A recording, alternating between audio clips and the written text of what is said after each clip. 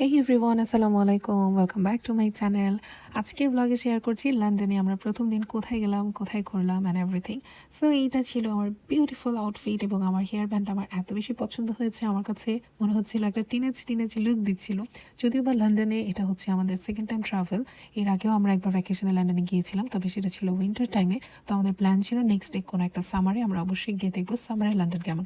So এইবারের আমাদের পুরোটা ট্রিপ ছিল সামারে লন্ডনে। লন্ডনে নেমে আমরা প্রথমে চলে গেলাম মিনি বাংলাদেশ মানে হচ্ছে হোয়াইট চ্যাপেলে। প্রথমবার যখন হোয়াইট চ্যাপেলে গিয়েছিলাম এত বেশি এক্সাইটেড ছিলাম যে ইউরোপের একটা দেশ, ওয়েল এখন এটা নেই বাট আগে তো ইউরোপের একটা পার্ট ছিল। তো এত বড় একটা দেশে একটা জায়গা আছে যেই জায়গাটার এত বিজি একটা স্টেশনে বাংলা লেখা আছে, যেখানে কমিউনিটিটা পুরোটা বাঙালি বেসড। সো আমার কাছে খুবই ভালো লাগে ব্যাপারটা। যখনই আমরা লন্ডনে যাই, আগের বারও প্রতিদিনই গেছি, এবার একটু কম যাওয়া হলেও তাই আমরা চেষ্টা করেছি কম বেশি আসা যাওয়ার টাইমটা যেন আমরা হোয়াইট চ্যাপেলে একটু উকি দিয়ে যাই। নিজের দেশি খাবার, নিজের দেশি লোক, নিজের দেশি কালচারের সাথে মেলামেশা করতে পারাটা আসলে অনেক বড় একটা ব্যাপার এবং আমার কাছে অনেক বেশি ভালো লাগে। হোয়াইট চ্যাপেলের হিস্ট্রিটা কিন্তু অনেক পুরনো।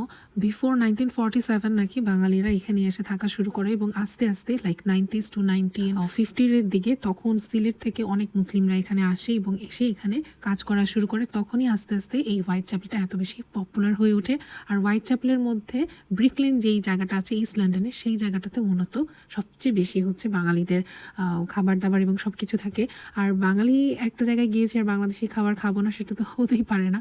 সো আমার সবচেয়ে পছন্দের জায়গা হচ্ছে নানা বিরিয়ানি এবং আমার বাচ্চাদেরও খুব পছন্দের। সো যেখানে গিয়ে অনেক বাংলাদেশি খাবার দাবার আমরা খেলাম। এখানে একটা পার্ক আছে, এই পার্কটা আলতাবালি ওনার নামে নামকরণ করা হয়েছে। সো এই পার্কটার নাম হচ্ছে আলতাবালি পার্ক। ওনাকে 1978-এ রেসিস্ট অ্যাটাকে মেরে ফেলা হয়েছিল। সো তারপর থেকে এই জায়গাটা একটা টার্নিং পয়েন্ট হয়ে যায় আমাদের কমিউনিটির জন্য এবং কমিউনিটির সবাই আসলে তখন একত্রিত হয়ে গিয়েছিল। সো যারাই লন্ডনে এসেছেন একবার হলেও হোয়াইট চ্যাপেলে ঘুরে দেখবেন, জাস্ট একটা মিনি বাংলাদেশ দেখার জন্য।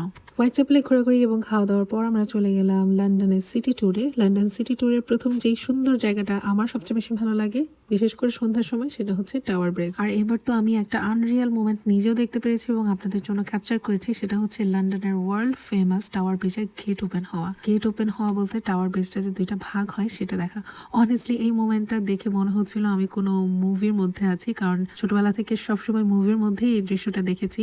আগের বার যে টাওয়ার ব্রিজের সামনে এসেছিলাম তখন লাকি এনাফ ছিলাম না এই মোমেন্টটা দেখার জন্য, but this time I was lucky enough to capture this moment and C this in real. ওই যে দেখেন এই দুইটা পার্ট দুই দিকে উপরে উঠে যাচ্ছে, এগুলো অ্যাকচুয়ালি বেসকিউল নামে এক ধরনের একটা সিসো টাইপের সিস্টেমের মধ্যে চলে। এটা হাইড্রোলিক পাওয়ার দিয়ে কন্ট্রোল করা হয়। আগে এটা স্টিম হাইড্রোলিকের মাধ্যমে হতো, এখন এটা অয়েল এবং ইলেকট্রিসিটির মাধ্যমে হয়। পুরোটা ব্রিজ ওপেন হয় জাস্ট একটা ম্যাসিভ শিপ যেন নিচে দিয়ে যেতে পারে। প্রথমে পুলিশ ট্রাফিক সবকিছু কন্ট্রোল করে, তারপর লাইটগুলো বন্ধ হয়, দেন স্লোলি ব্রিজটা ওপেন হয়।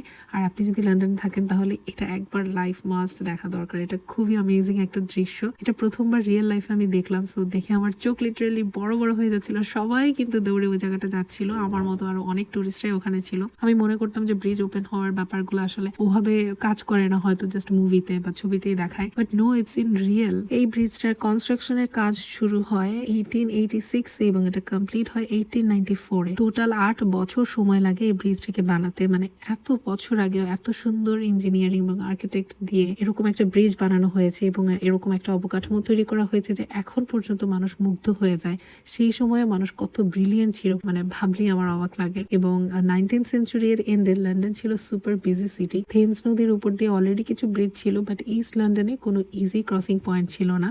প্রবলেম ছিল যে এইদিকে road traffic like horse cart etcetera, এবং অন্যদিকে এই নদীর উপর দিয়ে অনেক শিপ এবং জাহাজ চলাচল করতো। তো দুইটা প্রবলেম তখন সলভ করা দরকার ছিল। রোড ট্রাফিক জ্যাম যাবে এরকম কিছু একটা, এবং সেই সাথে বিগ শিপসও নিচ দিয়ে যেতে পারবে। তখনই বানানো হয় এই টাওয়ার ব্রিজ, যেটা কিনা একটা গেটের মতো ওপেন হতে পারবে শিপের জন্য এবং যেটা উপর দিয়ে আবার মানুষজন যাওয়া আসাও করতে পারবে। একটা ফান ফ্যাক্ট বলি, যেটা অনেকের সাথে সহ আমার সাথেও ঘটেছে। আমি ভাবতাম এই ব্রিজটার নাম হচ্ছে লন্ডন ব্রিজ, কিন্তু আগের বার যখন এসেছিলাম তখন আমি জানতে পারলাম যে এটাকে আসলে লন্ডন ব্রিজ বলে না, এটা হচ্ছে টাওয়ার ব্রিজ। লন্ডন ব্রিজ হচ্ছে অন্য আরেকটা ব্রিজ, সেটা আমি আরেকটা ভ্লগে দেখাবো। আর আরেকটা মজার ফ্যাক্ট হচ্ছে প্রত্যেক বছর প্রায় 800-রও বেশি বার এই ব্রিজটা ওপেন করা হয় শিপের জন্য। আর এই ব্রিজটা ওপেন হতে এবং আবার সমান হয়ে যেতে প্রায় সময় লাগে 10 মিনিট। সো এই 10 মিনিট কিন্তু দুই দিকেই ট্রাফিক একদম আটকে থাকে, মানুষজন এখানে দাঁড়িয়ে দেখে ব্রিজটা কিভাবে ওপেন হচ্ছে আবার কিভাবে সমান হয়ে যাচ্ছে।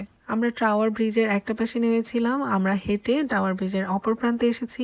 এখানে এসে দাঁড়িয়ে দেখতে খুবই সুন্দর লাগে, পুরোটা টাওয়ার ব্রিজ দেখা যায়। কত মুভিতে যে দেখেছি এই টাওয়ার ব্রিজটা, তো ছোটবেলা থেকে অবশ্যই একটা ফ্যাসিনেশন কাজ করতো যে একটা সময় ইনশাল্লাহ টাওয়ার ব্রিজ দেখবো।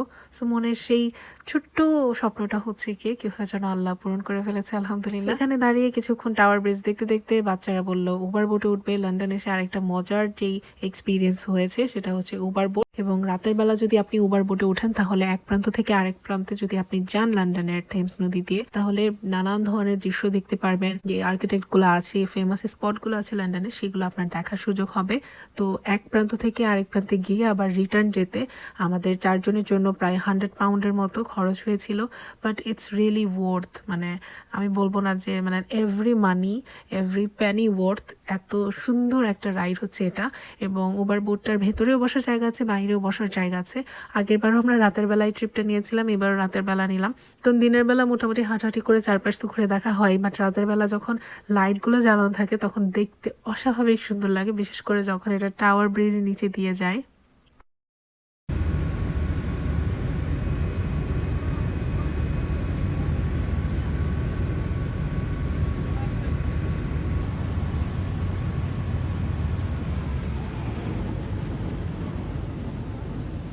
লন্ডনে আরেকটা ব্যাপার, রাতের বেলা আপনি মজার এক্সপিরিয়েন্স করতে পারবেন, সেটা হচ্ছে এরকম কালারফুল চকমকো রিক্সাওয়ালারা হচ্ছে আপনার চারপাশে ঘুরবে এবং বলবে আপনি রাইড দিবে, রাইডে উঠবেন কিনা। তো আমাদের কাছে খুবই মজা লাগছিল, এবং আমরা ওঠার পর ও ভেবেছে আমরা ইন্ডিয়ান, যেহেতু চুল কালো, স্কিন কালার ব্রাউন। তো ও হচ্ছে ইন্ডিয়ান একটা গান ছেড়েছিল, আমাদের কাছে এত মজা লাগছিল পুরোটা রাইড। সো এই দিনটা তো প্রথম দিনটা তো খুবই মজার কাটলো। এইটার পরে আমরা স্টেশনে নেমে সেখান থেকে হোটেলে ব্যাক করেছিলাম।